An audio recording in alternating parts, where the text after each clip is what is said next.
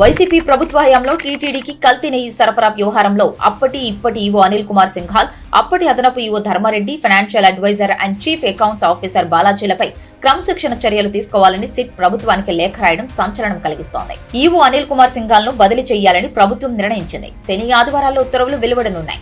కల్తీ నెయ్యి కేసులో కోర్టులో ఛార్జిషీట్ దాఖలు చేసిన సిట్ తాజాగా ప్రభుత్వానికి 14 పేజీల లేఖ రాసింది. అందులోని చివరి పేరాలో కల్తీ నెయ్యి సరఫరాకు సంబంధించి అప్పట్లో ఉన్నత స్థానాల్లో ఉన్న 3 అధికారులపై చర్యలు తీసుకోవాలని ప్రభుత్వానికి సూచించింది.